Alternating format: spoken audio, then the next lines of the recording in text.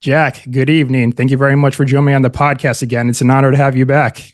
Oh, it's an honor to be here. No, I love talking to you. This is awesome. Thanks for taking the time. Absolutely. I'm glad we're able to sync this up again. I know you've been really busy. You just got back from Europe just yesterday, as you cued me into. And then, of course, with the release of your next book, Red Sky Mourning, which I happen to have right here. Very excited to get into this. But needless to say, lots going on right now for you. So how are you holding up, my friend? Yeah, no, it's great. It's fantastic. I feel extremely fortunate. I was over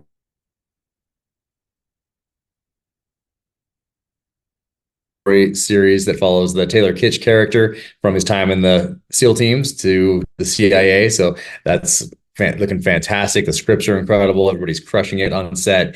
And then went right from there to Normandy through Paris to go to the 80th anniversary commemoration events of D-Day. So it was out there with my daughter. She's done two other programs before with the Best Defense Foundation, and they take veterans back to the battlefields on which they fought. So she did the 80th anniversary of Pearl Harbor in December of 2021, and then she did the 78th anniversary of D-Day a couple years ago, 2022, and now back at it again. And so for me as a dad, it's just such a I feel so proud when I see her working with these veterans because they're all creeping up at or over 100 years old. So you have to get them, in and out of their wheelchairs to and from all these different events. And it was like 2 weeks of events out there. It's not just June 6th. It's all these other parades and all these other towns, because in Normandy, they have not forgotten what the U.S. did for them. They were obviously occupied and then they were liberated, and they have not forgotten, and they pass that on generationally. So it's the youngest kids out there are waving American flags, 82nd Airborne flags, 101st Airborne flags, and there's just so much patriotism for the United States coming from the French people up there. It's remarkable to see. So just got back from that, and then prepping for a book tour here. Yeah, I remember seeing all the footage that you were sharing from the events that were going on in Normandy for the anniversary, and just, standing ovations from thousands of like high school students, and just, the love for our warriors that was being shown on display there. It was incredible. And it really warmed my heart because, I'm just really glad that, men like that are not forgotten, and that they're remembered, and that their legacy lives on like that. Yeah, I wish we had a little more of that in this country. I think I saw more American flags in France than I have in the U.S. in quite some time. So, and to see the schools also, we do a school visit. We bring these guys there, and you're seeing kids from, let's say, kindergarten through eighth grade, and you see the look on their faces, and you see just how authentic that appreciation is. And so, whatever they're doing there as far as education or passing on those lessons, it's working. It's working because it's now passed to probably the fourth generation here, because you have those people that were there. Maybe they're getting up there now, and their kids, and now their kids are the ones that are waving those American flags. So it's pretty cool. Outstanding. And of course, with the Terminalist Dark Wolf series coming up, I'm really looking forward to this, especially to learn that Tom Harper is going to be playing the role of Rafe Hastings. And I thought to myself, once I learned that, I'm like, that is an outstanding casting choice, actually, because, Tom Harper, I first learned about him when I watched the show Black Sails, when he played Billy Bones, and, tall, strong, powerful, imposing, figure. So perfect for Rafe Hastings, as you describe him in the book. Was he your first pick? Because, I think it's always kind of, interesting to think about, who amongst like the list of Hollywood actors out there would fit your own characters. Oh yeah, he was the guy. There was no question that he was the right guy for the role, and he's crushing it out there, and such an awesome guy too. Just such a humble, like, normal guy. Likes to ride motorcycles, and he's similar to his character, and then he has likes Land Rovers and all that. So he's fantastic, and such a good dude, such a kind guy too. Absolutely. All right. So with Red Sky Mourning coming out, now you have a theme that guides each of your novels. And so kind of getting into this book, what theme did you kind of center Red Sky Mourning around, and kind of just what can our readers expect? Yeah, it's a book of loyalty, questions about loyalty. I think there's for those of us who are in Iraq and Afghanistan, or for those out there that have a touch point with someone who was in Iraq or Afghanistan at some point over the last 2 decades, after seeing senior level leadership make so many strategic level blunders and never be held accountable for those things, when at the tactical level, kicking the doors every night, if you make a mistake doing that, you're certainly going to be held accountable. So to see senior level leadership go in front of Congress year after year and say the same things over and over again, with keywords like you just need more funding, or they're making progress, like all those things were said over and over and over again, and yet no one was ever held to account like they were in the lead up to World War II, all the way through World War II. That's something that really started to change in 1947, when the Department of Defense, or the war turned into the Department of Defense, ironically. So there are these questions of people who have given everything to their country, and are now maybe questioning that a bit. And you can see that with the declining recruitment numbers, parents, aunts, uncles, grandparents, maybe not encouraging that next generation to step up to serve, because it's tough. It's a tough one. When you see something like the withdrawal from Afghanistan, are you going to encourage your kid to now join that a military where the leaders, that's their best that they could do with 20 years to plan for it? That's the best that they could do, and no one held it to account.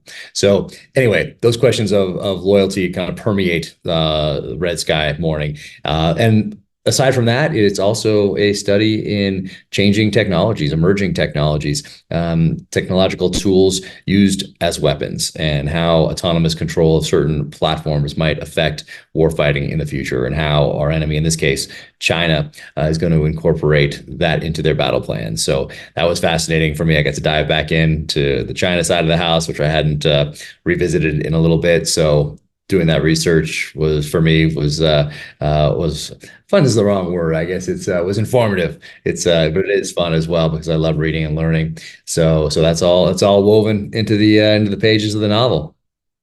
All right, so that's the theme that you got for the book. However, throughout your novels, you do have reoccurring, I guess I'll say, elements. I'm not sure if that's the right word. An example that I can think of is the idea of time, and that, time is fleeting and we can't outrun it. That's something that James Reese is reminded of frequently, with the Rolex Submariner wristwatch that he got from his father.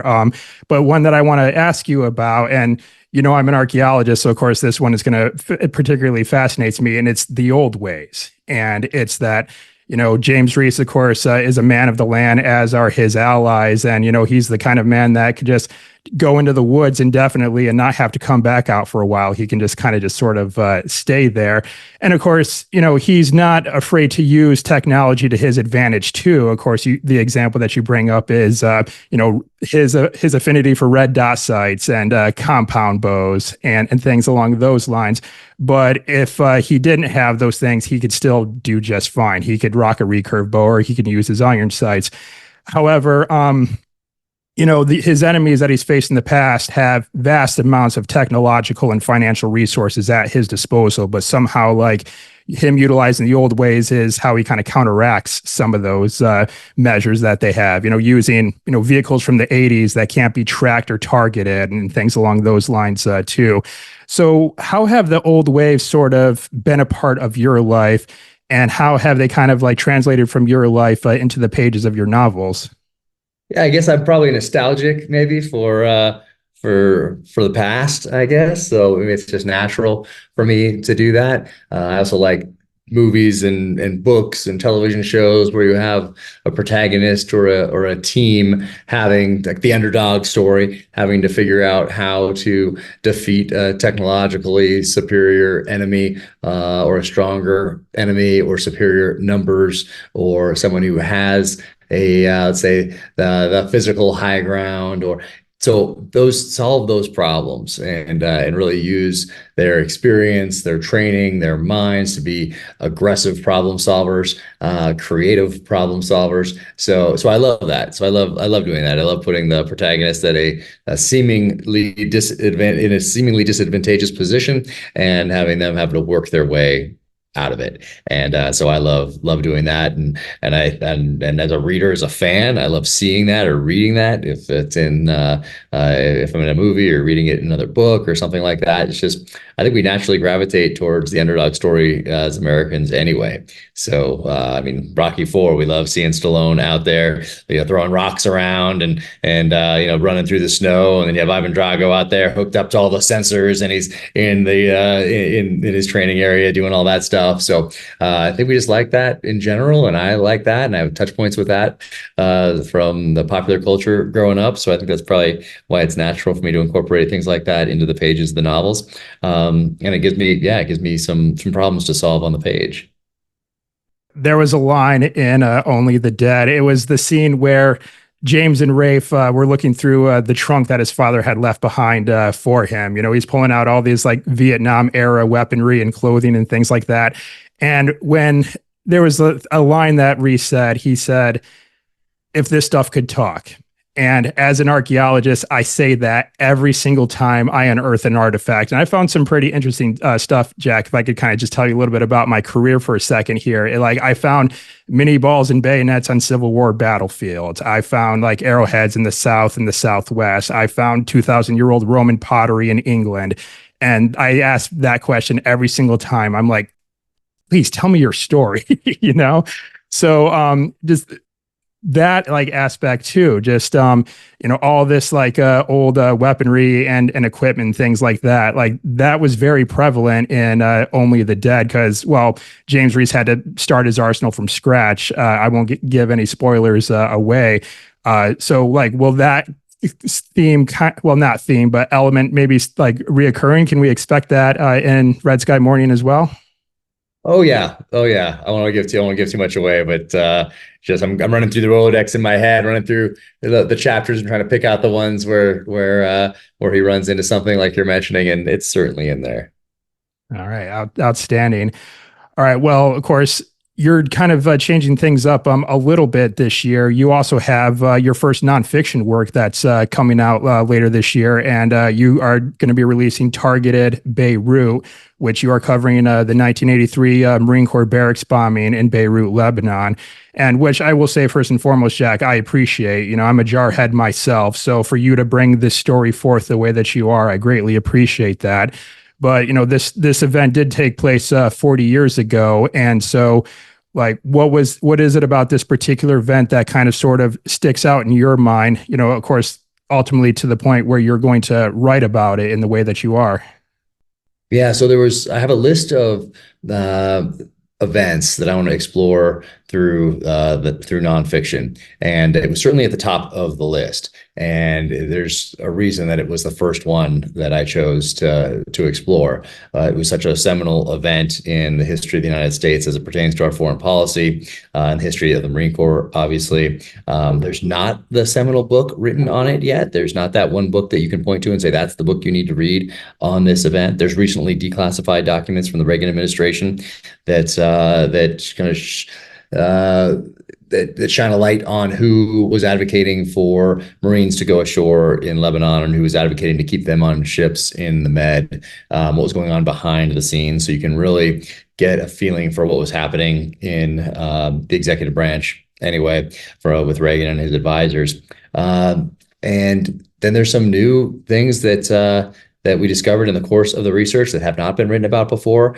And it also, talking to the survivors, talking to relatives of those who died, it was a way to humanize that story as well, because we can all look at the number of dead and wounded, but when you start reading these letters and looking at the photographs and things that were sent back a day before someone's son was killed, and just realize how young they were back then, even though if you saw it, like if I saw it, which I did in 1983, the Time magazine cover, the Newsweek magazine cover, the news on television, the newspaper, and even at that young age, I knew that the war of the future, my generation's war, was going to have an element of terrorism attached to it.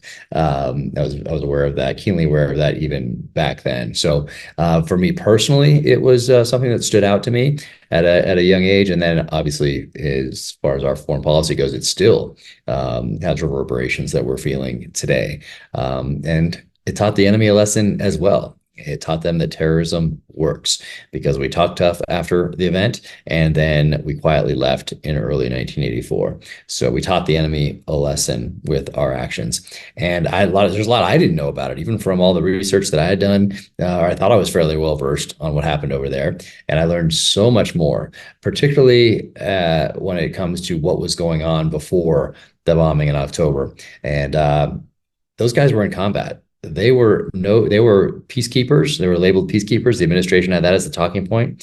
But they were in combat, no doubt about it. And talking to these guys, and also just understanding that it changed the course of their lives, that event. And it just wasn't really, it was kind of, we moved on after that. We didn't really dwell on what happened there. We didn't take the lessons from it.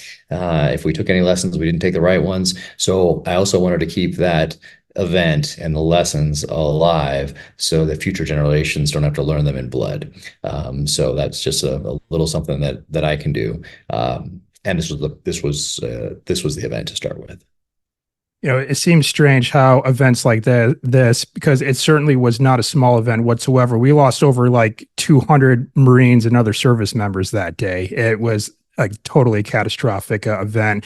But it's interesting how the point that you bring up, like how quickly this kind of fades from collective memory. And of course, we even see this in the modern day too, with the botched Afghanistan withdrawal, and how quickly people seem to have forgotten about that. And, there was a suicide bomber that killed 13 of our service members, in a single moment. So, do you think that that's kind of what's happened with this event, that it's almost all but forgotten, and maybe that's also a part of your motivation to put it in a book? Well, I certainly want to keep that history out there and have a source that people can at least start with, and if they want, and allow them then to go into other archives or articles or journals or documentaries or whatever it might be. But this is it's pretty in depth, and humanizing it, hearing about the guys who are digging through the rubble looking for their brothers in arms, and it's heartbreaking. It really is heartbreaking. So it's powerful story, and it was well past time that someone wrote about it. All right. Well, once again, I certainly appreciate it. Now, are you looking to have this released in October for the anniversary? It's September 24th is the date right now, so there'll be time to read it ahead of the event in October. I was out there for the 40th anniversary for the Beirut Veterans Association of America this last year, and got to meet a lot of the guys, give a speech out there. It's on my website. People can read it in the blog section of my website if they scroll down a little bit. But got to meet a lot of the players. It's just remarkable what people stand up and are thrown into these chaotic situations and end up just taking the lead. And it comes back to something somebody told me a long time ago. They said, in the absence of orders or direction on the battlefield, take charge and lead. And that's what these guys had to do. And they hadn't been trained for it, and they stood up and they got the job done. They pulled their friends out of the rubble. There are remarkable stories of survival. And then just the horrible aftermath, having to identify the bodies. So yeah, that comes out in September. All right. Well, I'm marking my calendar for that one for sure. All right. So kind of just doubling back to Red Sky Mourning here really quick. Now, as I was kind of going through the first part of it, one thing I'm kind of excited about is that James Reese is starting off this book in top form. Like when we last saw our protagonist, he was reduced pretty significantly with something that had happened.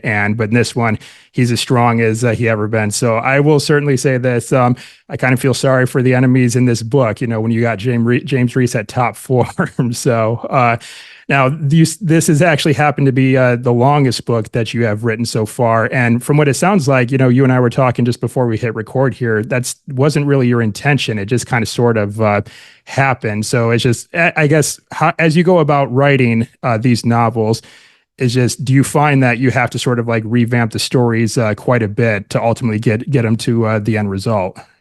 Not really revamp. I don't really have the luxury of having that sort of time, I guess, which maybe it's a good thing. For for me, it's just taking that. I take that outline. I start with a one-page executive summary, and I ask myself if this story is worth the next year and a half of my life. And if the answer is yes, then I read it again and say, if someone else were to read this, if there was some form of this was on the cover jacket or the back of a paperback as someone's walking through the airport and pulls this off the shelf at Hudson News, is this interesting enough for them to invest time that they're never going to get back? And if the answer is yes, then that's what I'm doing. And I like to then move on to an outline, and I like to have a title, so I'm not worried about having a good title. Even if I'm going to change it later, I like to have something in place. And then I take that outline and turn it into the narrative. So I thought that this is going to be kind of the normal size book, which is usually about like 100, 105, 100 up to 115,000 words. This one ended up coming in at about 150,000 words, just shy of 150,000. My And goodness. so that's a little longer. I thought, yeah, this is the seventh one. I've done this a few times now. I've got a general idea of how this is going to go, and just the story dictates. You can't just get to 100,000 words and say, oh, time to start wrapping this up. For me, it's all about the story. So it's just going to take as long as it takes to get the best story possible, because people are trusting me with time that they're never going to get back. That's something I take extremely seriously. And so for me, it's all about the story. And if I honor that story, then I'm respecting that reader, that listener that's spending that time with me, that time they're never going to get back. So all my heart and soul goes into every single word. So this one just took 150,000 of them. Now, did you do any research trips in writing this book? Because I know in the preface, when you wrote that, you were actually down in Jamaica at the time. So was there other places that you had traveled to while in the midst of writing this book?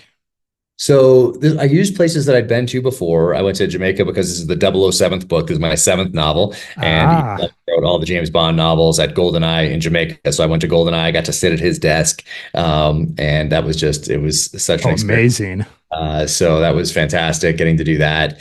I was trying to get to Macau, so I won't say too much more, but I was trying to get and now I don't think I can ever go there because of what I put in this book. So I don't think the CCP is going to be very happy with me. So I would probably shy away from going there in the future. But I was very fortunate to have gone to Taiwan. I was very fortunate to have gone to Beijing, also to Shanghai before I went into the military. So a lot of times, like in the second book, in True Believer, I'd been to Odessa, Ukraine, before I entered the military. So I used the catacombs that I visited, the tunnels under the city. I use those in that book. So sometimes I use places that I've already been, and other times I'll go someplace to do research. Like I went to Mozambique also for True Believer and spent some time on the ground there, so I could get a feel for the people, for the surroundings, for the political situation, and just add that flavor to the novel. So usually it's a mix of places, but I did want to get to Macau for this one, and it didn't quite work out. But that's all right. It's you just you do the best you can. Right. Well, I know maybe you might have to go back in there in disguise if you want to see the place now. That's right. That's right. I'll shave my beard.